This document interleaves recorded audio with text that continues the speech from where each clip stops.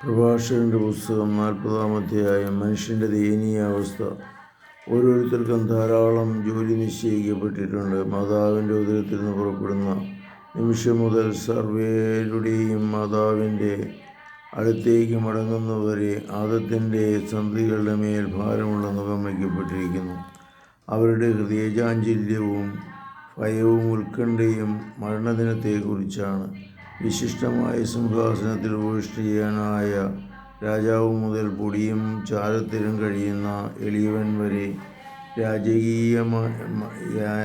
രാജകീയാംഗിയും കിരീടവും അണിയുന്നവൻ മുതൽ ചാക്കെടുക്കുന്നവൻ വരെ, ഏവരും കോപം, അസൂയ, ആകുലത, അസ്വസ്ഥത, മരണഭീതി, ക്രോധം, മത്സരം ഇവയ്ക്ക് അധീനരാകുന്നു. കിടക്കയിൽ വിശ്രമിക്കുമ്പോൾ നിശാനിദ്ര അവന് വിഭ്രാന്തി ഉളവാക്കുന്നു. അവന് വിശ്രമം അല്പം മാത്രം ലഭിക്കുന്നു, ചിലപ്പോൾ അതുമില്ല. ഉറക്കത്തിലും ഉണർന്നിരിക്കുമ്പോഴും എന്ന പോലെ, യുദ്ധനിരയിൽ നിന്ന് ഓടിപ്പോകുന്നവനെ പോലെ അവൻ ദുസ്വപ്നങ്ങളാൽ അസ്വസ്ഥമാകുന്നു.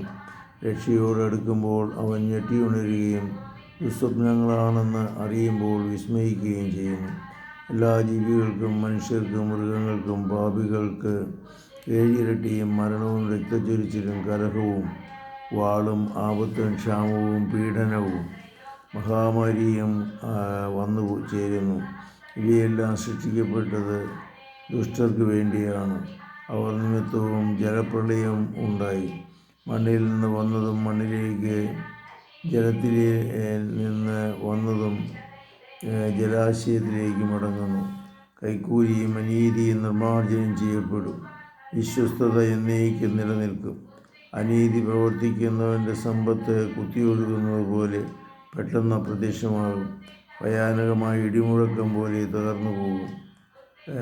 ഔദാര്യശീലന് സന്തോഷം ലഭിക്കും. പാപികൾ നിശേഷം പരാജയപ്പെടും. ദൈവഭയമില്ലാത്തവൻ്റെ സന്തതി അധികം ശാഖ കൂടുകയില്ല. വെറും പാറമേൽ പടർന്ന ദുർബലമായ വേരുകളാണ് അവർ.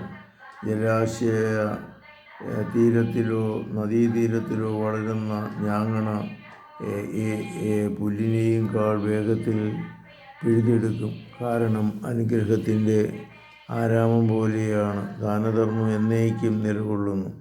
സ്വയാശ്രയശീലവും അധ്വാനപ്രിയവും ജീവിതം മധുരമാണ്. നിധി ലഭിച്ചവൻ ഇവരേക്കാൾ ഭാഗ്യപ്പെട്ടവനാണ്. സന്താനങ്ങളും താൻ നിർമ്മിച്ച നഗരവുമാണ് ഒരുവൻ്റെ പേര് നിലനിർത്തുന്നത്.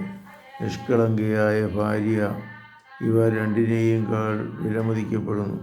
വീഞ്ഞും സംഗീതവും ഹൃദയത്തെ ആനന്ദിപ്പിക്കുന്നു. ജ്ഞാനതൃഷ്ണ ഇവയേക്കാൾ ശ്രേഷ്ഠമത്രേ. കുടിലും കിന്നരവും ഗാനം മാധുരി വർദ്ധിപ്പിക്കുന്നു. ഇവയേക്കാൾ അസ്വാസ്ഥ്യമാണ് ഇമ്പമുള്ള മനുഷ്യസ്വരം. പ്രസന്നതയും സൗന്ദര്യവും കണ്ണിന് ആനന്ദം നൽകുന്നു. ഇവയേക്കാൾ ആനന്ദദായകമാണ് വയലിലെ ഇളന്തളിരുകൾ.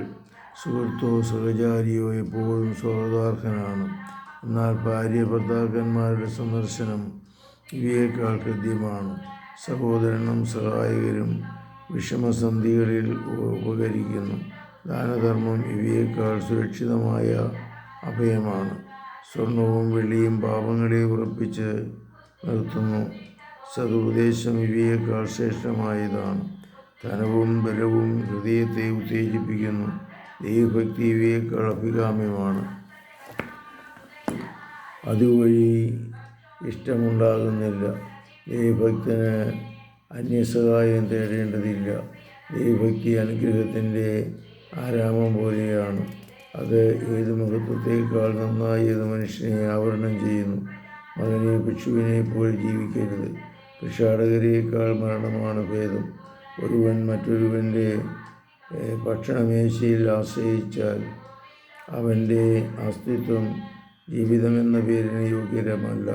അവൻ അന്യൻ്റെ ഭക്ഷണം കൊണ്ട് തന്നെ മലിനമാക്കുന്നു. ബുദ്ധിമാന് സതുപദേശം ലഭിച്ചവനും അത് ഒഴിവാക്കുവാനും